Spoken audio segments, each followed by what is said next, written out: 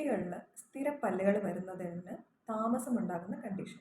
6 വയസ്സിൽ മുന്നിലെ പല്ലുകൾ പോയിട്ട് 8 വയസ്സായിട്ടും ഈ പല്ലുകൾ വന്നിട്ടില്ല എന്നുള്ള പരാതികൾ മാതാപിതാക്കൾ ഇവിടെ കുട്ടികളെ കൊണ്ട് വരാറുണ്ട്. നോർമലി പാൽപ്പല്ല് പോയി സ്ഥിരപ്പല്ല് പുറത്തേക്ക് വരുന്നത് ആ പാൽപ്പല്ലിൻ്റെ വേര് ദ്രവിച്ച് അത് ഇളകി അത് നമ്മൾ എടുത്തു കൊടുക്കുമ്പോൾ ആ വഴിയിലൂടെ സ്ഥിരപ്പല്ല് പുറത്തേക്ക് വരിക ചെയ്യാം. ഈ പാൽപ്പല്ലിൻ്റെ വേര് ദ്രവിക്കുന്നത് തന്നെ ഈ സ്ഥിരപ്പല്ല് പുറത്തേക്ക് വരാൻ വേണ്ടി കൊടുക്കുന്ന പ്രഷർ കാരണമാണ്. അങ്ങനത്തെ കേസിൽ പെട്ടെന്ന് തന്നെ പാൽപ്പല്ല് പോയ പാട് സ്ഥിരപ്പല്ല് വരുന്നതായിട്ട് കാണാറുണ്ട്. പക്ഷേ ചില കേസിൽ, അതായത് ഈ സ്ഥിരപ്പല്ലിന് ഒന്നില്ലെങ്കിൽ പ്രഷർ കൊടുക്കാൻ കഴിയുന്നില്ല, ഇറപ്റ്റീവ് ഫോഴ്സ് കൊടുക്കാനായിട്ട് കഴിയുന്നില്ലാത്ത കണ്ടീഷനിൽ ഈ പാൽപ്പല്ലുകൾ ദ്രവിച്ച് പോകാറില്ല. അപ്പോൾ നിങ്ങൾ ഡെന്റിസ്റ്റിൻ്റെ അടുത്ത് പോകുമ്പോൾ ഈ പല്ലുകൾ പോയില്ല എന്ന് പറയുമ്പോൾ ഡെന്റിസ്റ്റ് പല്ലുകൾ എടുത്തു കൊടുക്കാറുണ്ട്. അപ്പോൾ ഈ പല്ലുകൾ ഇളകാൻ വേണ്ടിയിട്ടുള്ള കണ്ടീഷൻ ഇല്ലാതിരിക്കുക. ഈ പെർമനൻറ്റ് പല്ല് മുകളിലോട്ട് വന്നില്ല.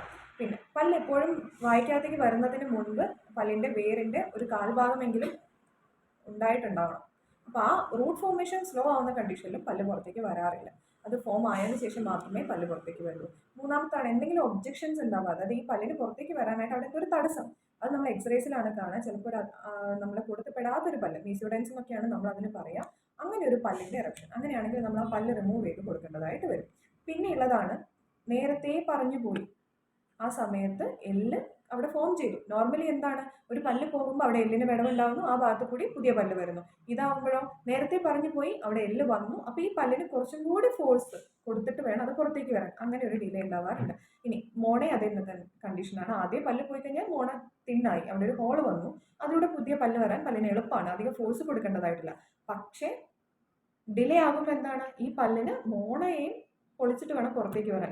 അതും ഡിലേ ആയിട്ട് കാണാറുണ്ട്. ചില കുട്ടികൾക്ക് ഈ മോണയിൽ കട്ടി കൂടുതലായിട്ട് കാണാറുണ്ട്.